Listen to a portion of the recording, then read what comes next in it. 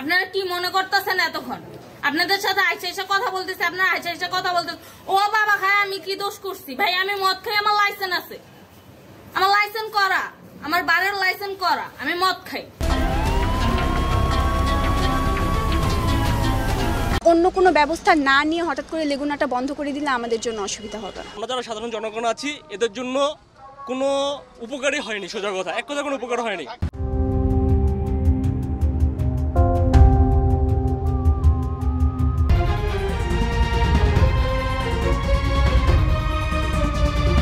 চাঁদপুরের হাজীগঞ্জে সড়কে চেকপোস্টে মাদকদ্রব্যসহ 2 ব্যক্তিকে আটক করেছে পুলিশ। তবে এই ঘটনায় পুলিশি হেফাজতে থাকা তরুণী জুথি একেবারে সাফ ভাষায় দাবি করেন, আমি মদ খাই, আমার লাইসেন্স আছে, তাই খেতে নেই মানা। জানা গেছে ঘটনার দিন বুধবার 29 অক্টোবর ভোরে হাজীগঞ্জ সার্কেলের অতিরিক্ত পুলিশ সুপার মুকুর চাকমা ও হাজীগঞ্জ থানার অফিসার ইনচার্জ মোহাম্মদ মহিউদ্দিন ফারুকের নেতৃত্বে একটি পুলিশ দল সড়কে চেকপোস্ট পরিচালনা করছিল। গাড়িতে পাইছে তো এই গাড়ি কার আপনার না কার আপনার সঙ্গী আপনি তো ছিলেন তাদের সাথে একসাথে, বাবা আপনারা একসাথে 40 মিনিট আবার পাইছেন, আবার আপনি বলতেছেন আপনার কাছে হয় নাই, গাড়িতে পাইছে। একটু সুন্দর করে তাকান তো, সুন্দর উঠবে ছবি। বাড়ি কোথায়? ঢাকা মিরপুর। ঢাকা মিরপুর। বাবার নাম কি? সেই সময় এক্সিও মডেলের একটি প্রাইভেট কারকে থামিয়ে তল্লাশি করা হয়। এ সময় গাড়ির মধ্যে ইয়াবা, গাঁজা এবং ফেন্সিডিল পাওয়া যায়। আটক তরুণী জুথি নারায়ণগঞ্জের সোনারগাঁও এলাকার চাকোলা কান্দা গ্রামের আব্দুর রহমানের মেয়ে। তিনি মিরপুরের পল্লবী এলাকায় বসবাস করেন এবং নিজেকে একজন ড্যান্সার হিসেবে পরিচয় দেন। পুলিশকে তিনি জানান, চাঁদপুরে ঘুরতে আসার সময় মদ খাওয়া লাইসেন্স নিয়ে ইয়াবা, গাঁজা ও ফেন্সিডিল সাথে নিয়ে আসেন। না, এগুলো কোনো কিছুতে আমি আসক্ত না। আপনার সঙ্গীর নাম কি? আমি ট্যুর দিতে আইছি। সঙ্গীর নাম কি? ভাই ট্যুর দিতে আইসা যে আপনাদের এখানে যে এরকম মানে কেচলে খাইছা যে আমি বারবার বলতেছি যে আমি মাদকে আসক্ত না, তবু আপনারা জোর করবো আমারে খালি ঠুসাইতাছেন ওই রাইতে ঠিক মানে কি পায়া লইছে? ভাই মাইয়া মানুষ একলা পায়া কি পায়া লইছে? অপর ব্যক্তি রবিউল করিম চাঁদপুরের হাজীগঞ্জ উপজেলার গন্তব্যপুর দক্ষিণ ইউনিয়নের জয়সরা গ্রামের আব্দুল মতিন মুন্সির ছেলে। তিনি জুথির বন্ধু।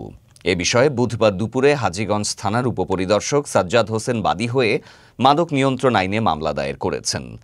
হাজীগঞ্জ থানার অফিসার ইনচার্জ মোহাম্মদ মহিউদ্দিন ফারুক বলেন, গোপন সংবাদের ভিত্তিতে ভোরে হাজীগঞ্জ সার্কেলের অতিরিক্ত পুলিশ সুপার মুকুর চাকমার নেতৃত্বে তিনি সহ একদল পুলিশ সড়কে অবস্থান করেন। এ সময় দ্রুতগতির একটি প্রাইভেট কার থামিয়ে তাতে তল্লাশি চালান। এক পর্যায়ে তাদের কাছে ইয়াবা ও ফেন্সিডিল পাওয়া যায়। পরে তাদেরকে আটক, গাড়ি জব্দ এবং মামলা দায়ের করে আদালতে পাঠানো হয়েছে। বেতন আর ঠিকই 50,000 আছে, রিস্কালার বেতন হয়নি। সরকারের নিয়ন্ত্রণ যারা আছে, আর্মি বিজিও যারা আছে, এরাও তো মনে করে বেতন কমেনি, কমছে না? ওদেরকে বেতন কম দেয় না, কিন্তু আমাদের বেতন কমে দিয়েছে। তাহলে আমরা যাবো কোথায়?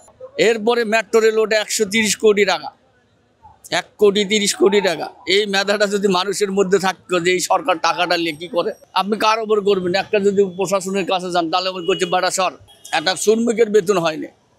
আর একটা মনে করেন যখন পুলিশ অফিসার তার বেতন 55,000 60,000 হচ্ছে একটা।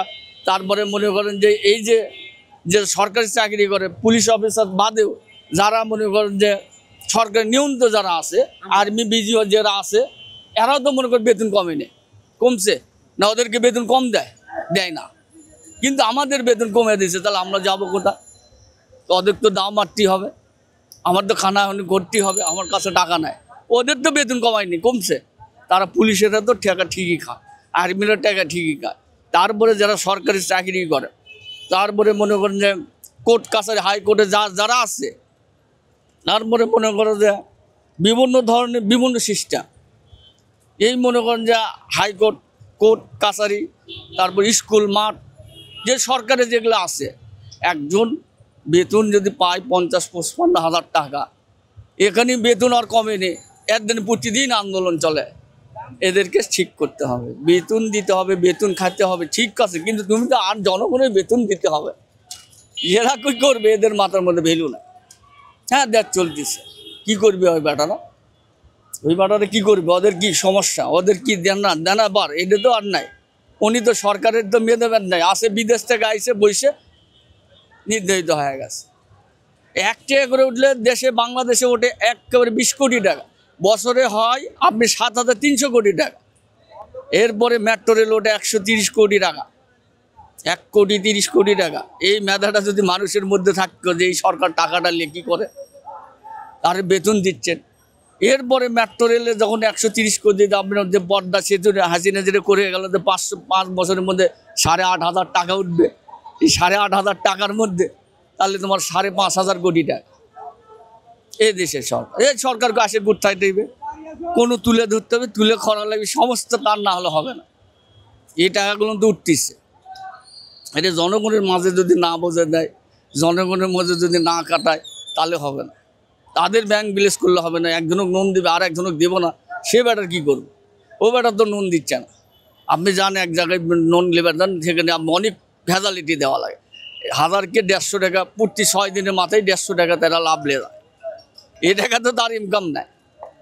তাহলে 50,000 নিলে বছরে দেওয়া লাগে 8,000, 1,000 টাকা লাভ দেওয়া লাগে 7,000 টাকা। 46টা সদস্য মনে করে 46, ওই 1,000 টাকা যদি 46 জন দেওয়া হয় তাহলে একবারে 7,300 টাকা লাভ দেওয়া লাগে, 1,000 টাকা। 46টা সদস্য, ওই 1,000 টাকা দিচ্ছে, আর একজনকে দিলে, আর একজনকে দিচ্ছে, আর একজনকে দিচ্ছে, আর একজনকে দিচ্ছে। এইরকম 46 জনক যদি দেয় তো ওর ব্যবসাটা ঠিকই চলতেছে। সাধারণ মানুষ কুত্তর লাল খাইতে ওর টাকা ঋণ শোধ করার চেষ্টা করে, কি এটা তো পোষায় না। ওই বিলেজগুলো কমানো লাগবে, ওই বিলেজগুলো দেখা লাগবে যে মানুষ কীভাবে আর একজন সাহায্য করে, একজনকে কথা দাও, আর একজনকে বুঝিয়ে দাও যে মানুষ ভালোভাবে চলতে পারে, মানুষ যাদের প্রশংসা করে, এভাবে মানুষ চলাফেরা করতে হবে। বাংলাদেশ আগে আসছে, যারা না খাটে, যদি না খাটে, যদি অন্য অন্য দেশের লোকের মতো যদি না খাটে, বাংলাদেশে একদম অচল হয়ে যায়।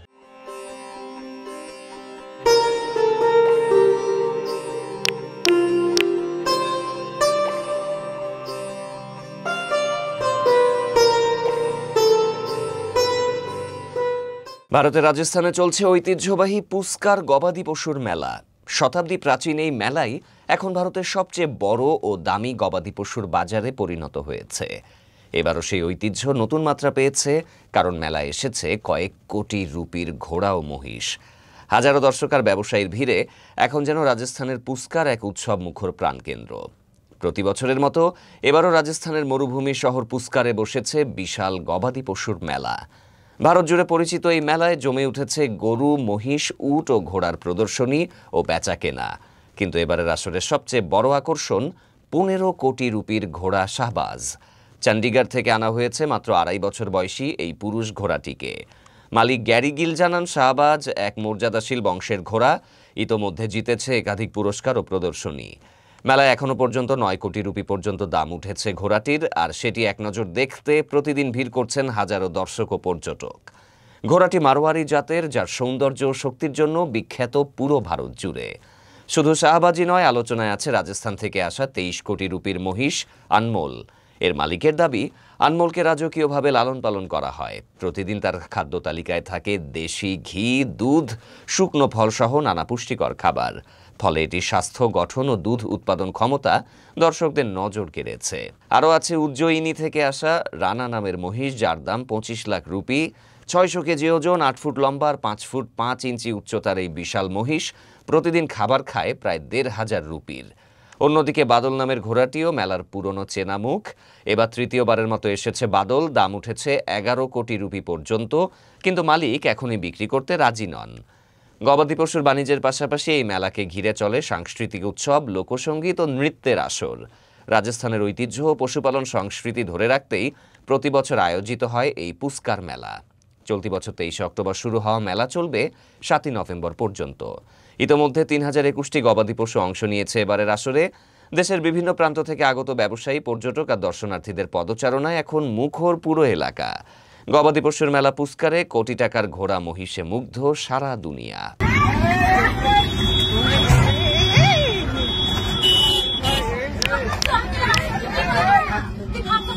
পোশাক নিয়ে কটূক্তিকারীকে জুতা পেটা করল তরুণী, ভিডিও ভাইরাল। ঢাকার লোকাল বাসে এক তরুণীকে কেন্দ্র করে ঘটে গেছে চাঞ্চল্যকর এক ঘটনা, যা এখন সামাজিক যোগাযোগ মাধ্যমে ব্যাপক আলোচনার জন্ম দিয়েছে। পোশাক নিয়ে কটু মন্তব্যের জবাবে তরুণীর প্রতিবাদের ঘটনাটি ভিডিও আকারে ছড়িয়ে পড়েছে। এবং তা নেটিজনদের মধ্যে তুমুল প্রতিক্রিয়ার সৃষ্টি করেছে। প্রত্যক্ষদর্শীদের তোলা ভিডিওতে দেখা যায় জিন্স ও টপ পরা এক তরুণী বাসে উঠলে সামনের সিটে বসা এক ব্যক্তি তার পোশাক নিয়ে কটু মন্তব্য করেন। এতে ক্ষুব্ধ হয়ে তরুণী উঠে গিয়ে ওই ব্যক্তির মুখোমুখি হন এবং তীব্র প্রতিবাদ জানান। উত্তেজিত কণ্ঠে তিনি বলেন, তুই আমার পোশাক নিয়ে কথা বলবি কেন? এ সময় তরুণী তার দিকে আঙুল তাক করে প্রতিবাদ জানালে অভিযুক্ত ব্যক্তি উঠে দাঁড়িয়ে তাকে চড় মারেন।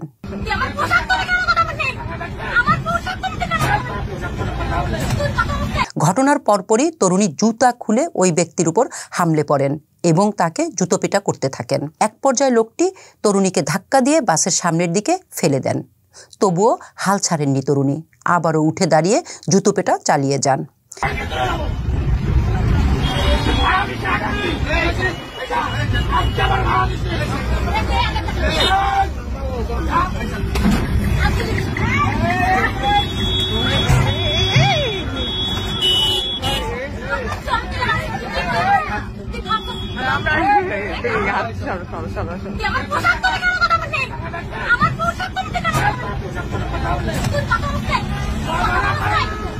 অনেকেই তরুণীর সাহসিকতার প্রশংসা করে বলেছেন, মেয়েটি যা করেছে তা প্রতিটি নারীরই আত্মসম্মানের প্রতীক।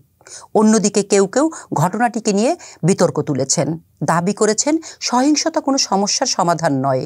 অধিকাংশ নেটিজনের মতেই প্রকাশ্যে নারীর পোশাক নিয়ে কটু মন্তব্য করা যেমন নিন্দনীয়, তেমনি এর প্রতিবাদ করাও সময়ের দাবি। এই ঘটনার পর আবারও প্রশ্ন উঠেছে, নারী কি আজও নিরাপদ? গণপরিবহনে সামাজিকভাবে চলাচল করতে পারছে তারা?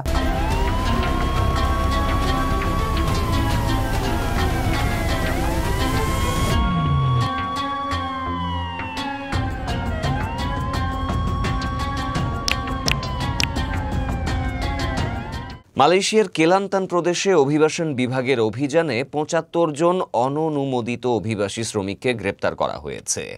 এদের মধ্যে ৬৭ জনই বাংলাদেশি।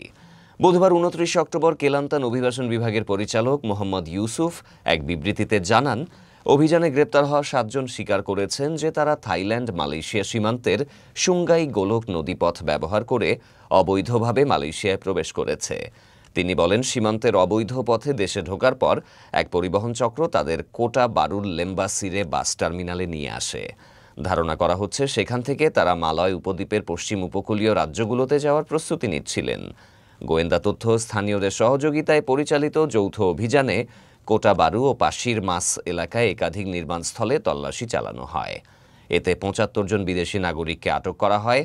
এর মধ্যে ৬৭ জন বাংলাদেশি পুরুষ, ৪ জন ইন্দোনেশিয়ান পুরুষ, ২ জন ইন্দোনেশিয়ান নারী, ১ জন ভারতীয় ও ১ জন মিয়ানমারের নাগরিক।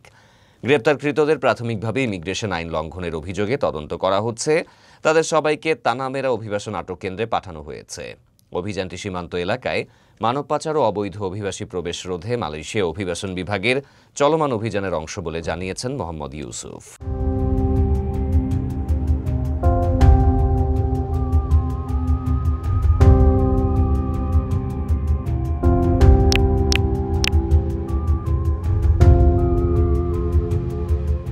মেট্রো রেলের বিয়ারিং প্যাড খুলে নিহত হওয়া ব্যক্তির পরিবারকে ২ কোটি টাকা ক্ষতিপূরণ কেন দেয়া হবে না তা জানতে চেয়ে রুল জারি করেছে হাইকোর্ট। একই সঙ্গে মেট্রো রেলের সার্বিক নিরাপত্তা ও দুর্ঘটনার বিষয়টি খতিয়ে দেখতে একটি বিশেষজ্ঞ কমিটি গঠন করে ৩০ দিনের মধ্যে রিপোর্ট দিতে নির্দেশ দিয়েছে আদালত। বুধবার বিচারপতি ফাহমিদা কাদের ও বিচারপতি আসিফ হাসানের হাইকোর্ট বেঞ্চ এই আদেশ দেন। আদালতে রিটের পক্ষে শুনানি করেন ব্যারিস্টার আব্দুল্লাল মামুন ও অ্যাডভোকেট তানভীর আহমেদ। এর আগে মেট্রো রেল ও সব ফ্লাইওভারের বিয়ারিং প্যাডের গুণগত মান নির্ণয়ে কমিটি গঠনের নির্দেশনা চেয়ে হাইকোর্টে রিট দায়ের করা হয়। রিটে মেট্রো রেল ও সব ফ্লাইওভারে ব্যবহার করা বিয়ারিং প্যাডের গুণগত মান ঠিক আছে কিনা তা যাচাই করতে একটি কমিটি গঠন করতে বলা হয়।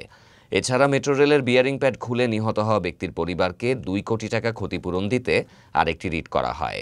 আপনারা জানেন, গত পরশুদিন আবুল কালাম আজাদ মেট্রো রেলের বিয়ারিংয়ের প্যাড পরে ঘটনাস্থলেই উনি নিহত হন।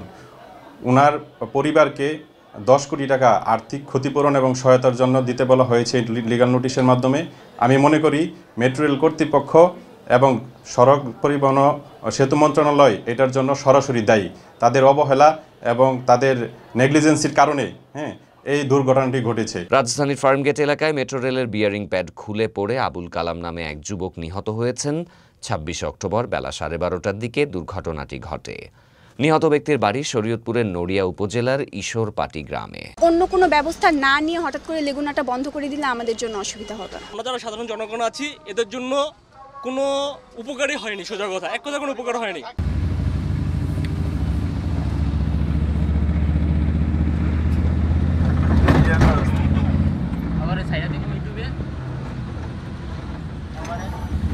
আমরা আগে যেতাম ভিতর দিয়া, অনঙ্গ মেন রাস্তা দিয়ে ঘুরে যেত একটু, এই যে জাম ফেলে একটু ঢুকে যেত। সারাদিনে 10-12টা তো হয়। অন্য কোনো ব্যবস্থা না নিয়ে হঠাৎ করে লেগুনাটা বন্ধ করে দিলে আমাদের জন্য অসুবিধা হতো না। আমরা যারা সাধারণ জনগণ আছি এদের জন্য কোনো উপকারই হয়নি, সোজা কথা, এক কথা কোনো উপকার হয়নি।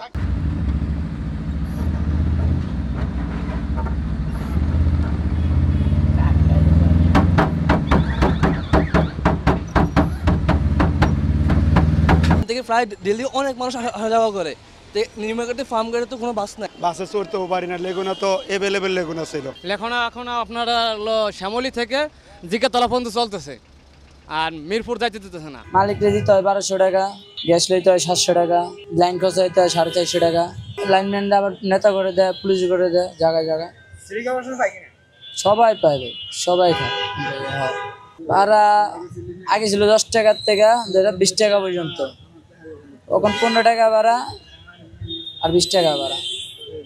10 টাকা হয়, 15-20 টাকা ভাড়া। আর 10 টাকাও দেয় অনেকজনকে, না থাকলে কিছু করার নেই। রং রোডে ধরলে কাগজের লেগে, এলাকার গাড়ি নেই, কোন জায়গায় চলে খবর লাই, লাইসেন্স টাইসেন্স কাগজ টাগজের লেগে আছে, লেগুনা থাকা উচিত। আমরা আগে মনে করেন 10 টাকা ভাড়া, রিক্সাওয়ালা ধরেন এখান থেকে আগে ভাড়া নিত 50-60 টাকা, লেগুনা যদি না চলে ভাড়া নিব 120 টাকা 100 টাকা। আগে ছিল 50-60 টাকা, এনের বেদ ধরা মনে নিতে আছে 100 টাকা 120 টাকা 40 টাকা, এমন একজন মিলাই পরে মনে 50-60 টাকা, আমার 15 টাকা ভাড়া 30 টাকা ভাড়া দুইজনের।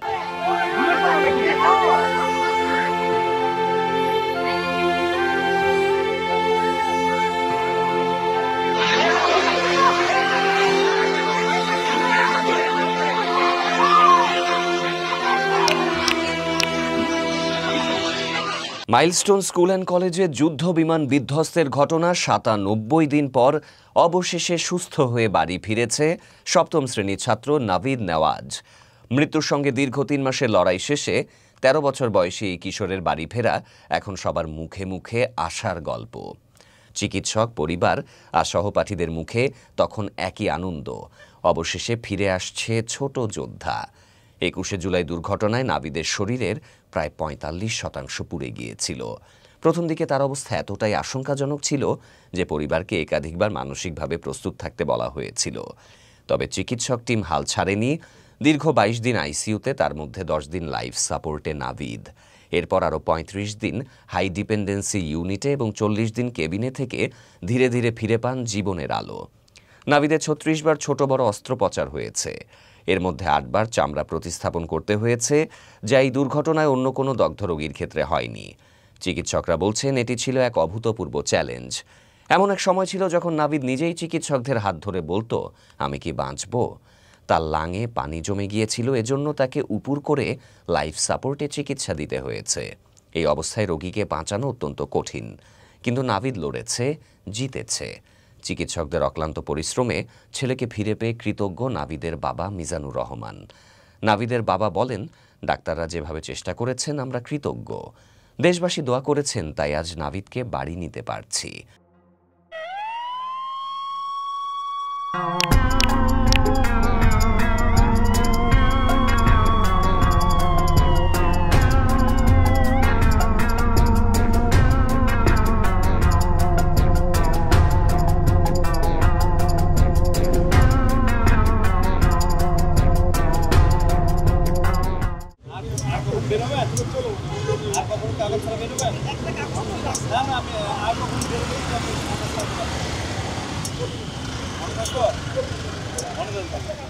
গাড়িটার আমি ভুল করে কাগজটা আনা হয় নাই, তো পরে দেখে ছেড়ে দিল।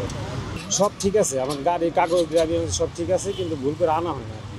পরে ছবি দেখানোর পরে ছেড়ে দিল।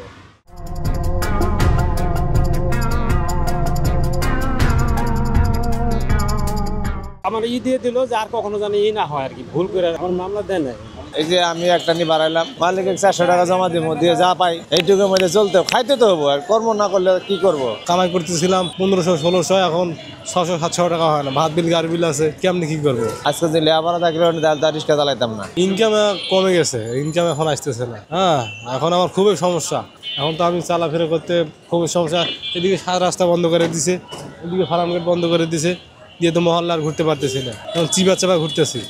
কামাই করতেছিলাম 1500-1600, এখন 600-700 টাকা হয় না। ভাত বিল, গাড়ি বিল আছে, কেমনি কি করবো? এখন তো আমার এগুলা রিক্সা চালা বাদ দেওয়ার লাগবো। এখন আমার এগুলো পোষাইতো না, এইভাবে আমি চালাইতে পারবো না। এখন রিক্সা আলার জন্য অনেক অসুবিধা হয়ে গেছে। কি হইতেছে, এখানে একটা অ্যাক্সিডেন্ট হয়েছিল। অ্যাক্সিডেন্ট হওয়ার পর থেকে এখানে রাস্তাটা বন্ধ করে দিছে। বন্ধ করার পরে এর আগে 7 রাস্তা বন্ধ করে দিছে, দিয়ে এখন আমার কামাই আগের মতো হইতেছে না, সমস্যার মধ্যে আছে। আজকে গাড়ি ভাড়া মানে 600 টাকা কামাই করছি। 600 টাকা কামাই করে বিকেল বেলা বাইরে যে এখন আমি সাথ করতে পারিনি, কোনো ভাড়া উঠাতে পারিনি। এখন খুবই সমস্যার মধ্যে আছি, যাইতে পারতেছি না। যাইতে চাইছিলাম, আবার এদিক দিয়ে ঘুরাই দিছি। এখন আমি বাসায় চলে যাব।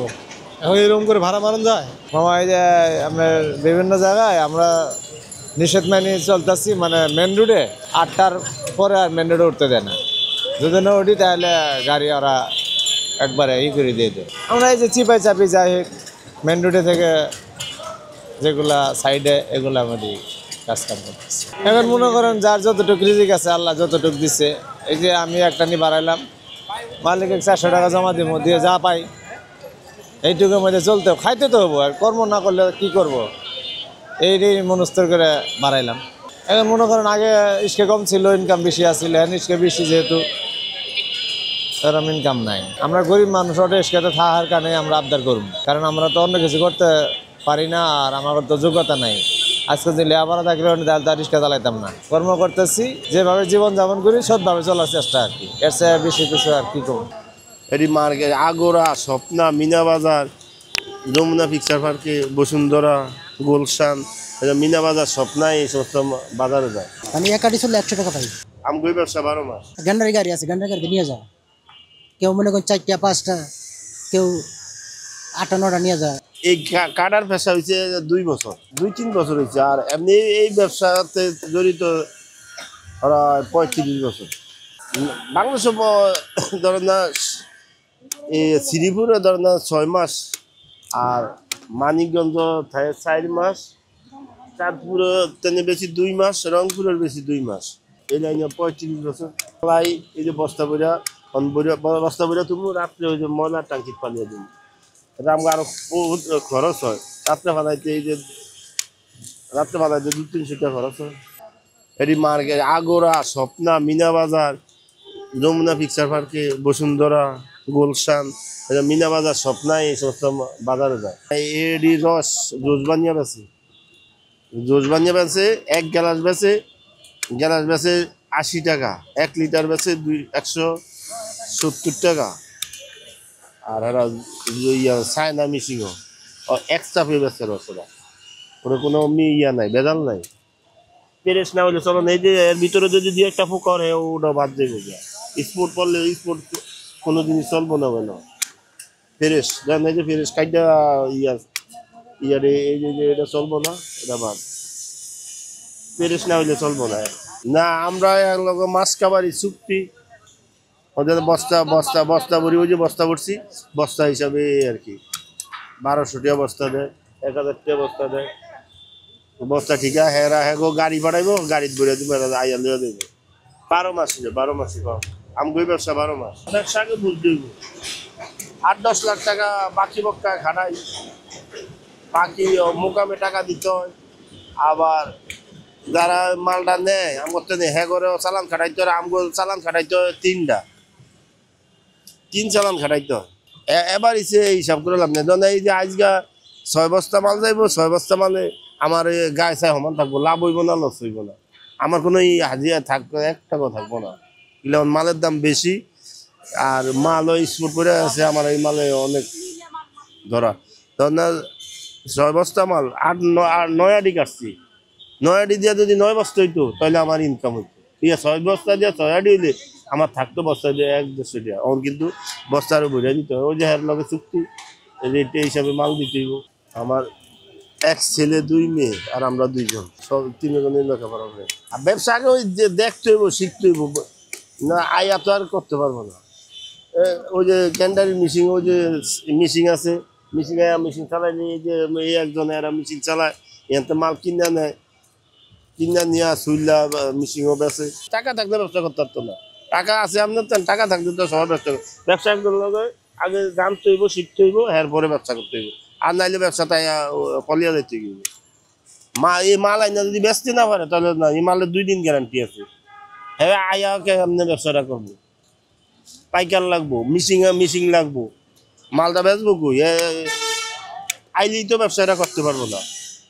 হ্যাঁ আয়া আগে লাইন শিখতে হইব, লাইন না শিখলে ব্যবসা করতে পারতো না। এটা তো মনে করেন গ্যান্ডারি বলে ভাই 10-15 বছর আমি এক কাটি ছিল 100 টাকা পাই, ওই কোনোদিন মনে করেন পাই না, কোনোদিন পাই, এই অবস্থা। মনে করেন আধা ঘন্টা এগুলো মনে করেন আপনি যে ভালো ভালো ইয়াতে নিয়ে যায়, এই যে আপনি দেখছেন এগুলো মনে করেন 1 নম্বর মিরপুর বরানি, মানে ভালো ভালো ইয়াতে মার্কেটে যায়। গ্যান্ডারি গাড়ি আছে, গ্যান্ডারি গাড়িতে নিয়ে যায়, কেউ মনে করেন 4টা 5টা, কেউ 8টা 9টা নিয়ে যায়, আর কেভাবে নিয়ে যায়। আমার একটা গাড়ি আছে গ্যান্ডারি গাড়ি, বিকালবেলা আমি চালাই। মনে করেন আমার যে একটা টাইম আছে পার্ট টাইমে চালাই, এখানে মনে করেন যা আছে বস্তা তুমি বইরা আপনার ডাস্টবিন নিয়ে আলে দিই। না না না, এটা তো পারা যায় না, এটা 400-500 টাকা কি করা যায়, নিজেরই তো লাগে। এই যে মাল চলে 100-150 টাকা নিজের দোকানই জায়গা, কথা বুঝেন, আর বেশি জায়গায় লাস্টে মনে করেন মানে গ্যান্ডারি চলার পরে 1 আড়ি 2 আড়ি মাল ছিল নিজে এলাকা 500 টাকা দোকানদারি, তা মনে করেন চলে জায়গা এমনি পারা যায় না, এমনি কঠিন, বুঝলেন না, চলা কঠিন, কষ্ট হয়ে যাবে বেশি। সিজন মনে করেন এখনো 12 মাসে পাওয়া যায়, এখন 4টা মনে 12 মাসে পাওয়া যায়, শীতও পাওয়া যায়, আগে তো মানে ছিল না।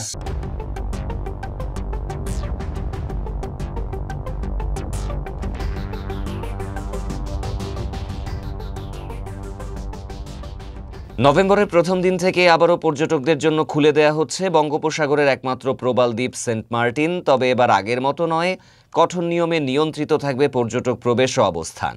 প্রতিদিন সর্বোচ্চ 2000 পর্যটক দ্বীপে যেতে পারবেন, আর মেনে চলতে হবে সরকারের দেয়া 12 দফা নির্দেশনা। দীর্ঘ 9 মাস বন্ধ থাকার পর আবারও পর্যটকদের পদচারণায় মুখর হতে যাচ্ছে সেন্ট মার্টিন দ্বীপ। সরকারের নতুন সিদ্ধান্ত অনুযায়ী নভেম্বর মাসে শুধু দিনের বেলায় ভ্রমণের সুযোগ থাকবে, রাতযাপন সম্পূর্ণ নিষিদ্ধ। তবে ডিসেম্বর ও জানুয়ারিতে সীমিত পরিসরে রাতযাপনের অনুমতি মিলবে। পরিবেশ, বন ও জলবায়ু পরিবর্তন মন্ত্রণালয় ও স্থানীয় প্রশাসন 12টি নির্দেশনা বাস্তবায়নে থাকবে কঠোর। এর মধ্যে উল্লেখযোগ্য, রাতে সৈকতে আলো জ্বালানো, শব্দ সৃষ্টি বা বারবিকিউ পার্টি সম্পূর্ণ নিষিদ্ধ। কেয়া বনে প্রবেশ বা কেয়া ফল সংগ্রহ বিক্রি করা যাবে না। সামুদ্রিক কাছিম, পাখি, প্রবাল ও রাজ কাঁকড়া সহ কোনো জীববৈচিত্র্যের ক্ষতি করা যাবে না। সৈকতে মোটরসাইকেল বা সি বাইক চলবে না। টিকিট অবশ্যই বাংলাদেশ ট্যুরিজম বোর্ডের স্বীকৃত ওয়েব পোর্টালের মাধ্যমে অনলাইনে কিনতে হবে। কিউআর কোড ছাড়া টিকিট নকল হিসেবে গণ্য হবে। পলিথিন ও একবার ব্যবহার্য প্লাস্টিক নিষিদ্ধ। নিজস্ব পানির ফ্লাস্ক সাথে রাখতে হবে। নির্দিষ্ট সময়ের মধ্যে নভেম্বর শুধু দিনের বেলায়, ডিসেম্বর টু জানুয়ারি রাতযাপন সম্ভব দ্বীপে থাকা যাবে। বিআইডব্লিউটিএ এবং মন্ত্রণালয়ের অনুমোদন ছাড়া নৌযান চলাচল নিষিদ্ধ। নিষিদ্ধ পলিথিন বহন করা যাবে না। একবার ব্যবহার্য প্লাস্টিক যেমন চিপসের প্যাকেট, চামচ, স্ট্র, সাবান, শ্যাম্পু 500 থেকে 1000 মিলিলিটার ইত্যাদি বহন নিরুৎসাহিত করা হয়েছে। পর্যটকদের নিজস্ব পানির ফ্লাস্ক সাথে রাখতে হবে। পরিবেশ অধিদপ্তর জানায়, অনিয়ন্ত্রিত পর্যটন ও অবকাঠামো নির্মাণে একসময় সংকটাপন্ন হয়ে পড়েছিল দ্বীপের পরিবেশ। তবে গত 9 মাস পর্যটকবিহীন থাকার কারণে সেখানে ফিরে এসেছে প্রাণের সজীবতা। আগে টেকনাফ থেকে চলত পর্যটকবাহী জাহাজ, এখন নিরাপত্তার কারণে তা ছাড়বে কক্সবাজার শহর থেকে। সেন্ট মার্টিনের জীববৈচিত্র্য ও জলবায়ু পরিবর্তনের প্রভাব মোকাবিলায় অভিযোজন প্রকল্পের আওতায় 8 কোটি 90 লাখ টাকার কাজ চলছে দ্বীপে। সরকারি নির্দেশনা কঠোরভাবে বাস্তবায়ন করা গেলে দেশের একমাত্র প্রবাল দ্বীপটি আবারও ফিরে পেতে পারে তার হারানো স্বাভাবিক সৌন্দর্য ও ভারসাম্য।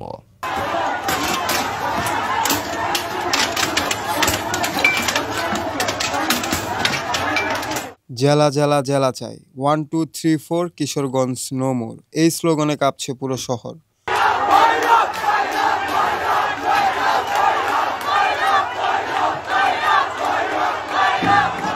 ভৈরব জেলা ঘোষণার দাবিতে সোমবার সকালে জনতা রেলপথ অবরোধ করে রাখে প্রায় 2 ঘন্টা। ঢাকাগামী ট্রেন থেমে যায় ভৈরব স্টেশনে। পুলিশ ঘটনাস্থলে গেলে উত্তেজিত জনতা পাথর নিক্ষেপ করে। আহত হয় যাত্রীসহ কয়েকজন। এর আগেও মহাসড়ক অবরোধ করে আন্দোলনকারীরা জানিয়ে দিয়েছিলেন দাবি আদায় না হওয়া পর্যন্ত আন্দোলন চলবে। আগামীকাল নৌপথ অবরোধ ঘোষণা দিয়েছেন ভৈরববাসী। ভৈরববাসীর কণ্ঠে এখন একটাই স্লোগান, ভৈরব জেলা চাই।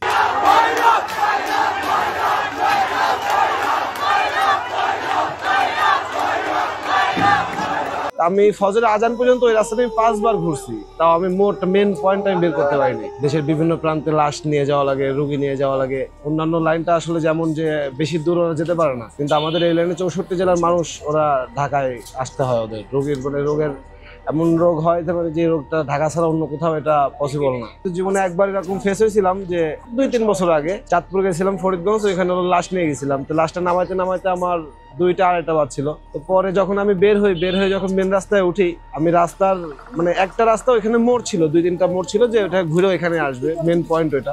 আমি ফজরের আজান পর্যন্ত ওই রাস্তাটা আমি 5 বার ঘুরছি, তাও আমি মোট মেন পয়েন্ট আমি বের করতে পারিনি। যে রাস্তা দিয়ে ঢুকতেছি আমি আইনে আমাকে ওইখানে দাঁড় করাচ্ছে, মানে ওইটা আসলে আমি রাস্তা ঘুরাই ফেলতেছি। রাস্তা কোনটা কেমন ওটা আমি বুঝতেছি না, এটা আসলে কি হচ্ছে আমার সাথে। আমি ওটা পরে দেখি ফজরের আজানের সময় দেখি একটা খরগোশ রাস্তার মাঝখানে। পরে খরগোশটাই আমি গাড়ির মধ্যে উঠাই নিয়েছিলাম যে তুই ওঠ আমার সাথে, তুই আমার। পরে দেখি যে না, ফজর আজান দিয়ে দিল, খরগোশটা উঠে দিল। পরে দেখলাম যে না, রাস্তাঘাট সব ক্লিয়ার হয়ে গেল, আর তখন আর কোনো সমস্যা হলো না। হয় মাঝে মধ্যে কিছু এরকম হয় যে আমরা যখন যাই তখন আমাদের গাড়িটা অনেক ভার হয়ে যায়, তখন আমরা টানতে পারি না গাড়িটা, তখন আস্তে আস্তে যাই ওই লাশটা নামাতে হয়। মানে কিছু এরকম লাশ আছে যেটা আমার মানে আনইজি ফিল হয়, নিজের কাছে একটা আনইজি ফিল হয়। যাতে আমরা যাইতে পারি না, মানে যে গন্তব্যস্থলে পৌঁছাইতে আমার 4 থেকে 5 ঘন্টা লাগবে, সেখানে আমার 8 থেকে 10 ঘন্টাও লাগে যায়। নিজের কাছে ফিল হচ্ছে আমরা যখন গাড়িটা টানতেছি, নর্মাল গাড়িটা টানি আর এখন গাড়িটা টানতেছি, যে গাড়িটা ভার হয়ে যাচ্ছে, আমি ওইভাবে টানতে পারতেছি না গাড়িটা। তো আস্তে ধীরে তখন যেতে হয় ওইসব লাশ নিয়ে। অপবিত্র লাশ নিয়ে আমি বেশি জোরে বা বেশি তাড়াহুড়ে আমি যেতে পারি না, এটা খুব আস্তে ধীরে যাওয়া লাগে। না, একা আসলে পসিবল হয় না, আমরা 2জনই। বা কোনো গাড়িতে আবার একাও থাকে, যারা সিনিয়র ড্রাইভার তারা একাও থাকে, আর আমরা 2জন চালাই। আমরা এইসব কিছু আসলে চিন্তা ভাবনার একটা বাইরে রাখি, ওটা আসলে চিন্তা ভাবনা করে ওইসব চিন্তা ভাবনা করে আসলে গাড়ি চালানো যায় না। ওটার মতন ওটা থাক, আমাদের মতন আমরা আমাদের গন্তব্যস্থলে আসলে পৌঁছাই।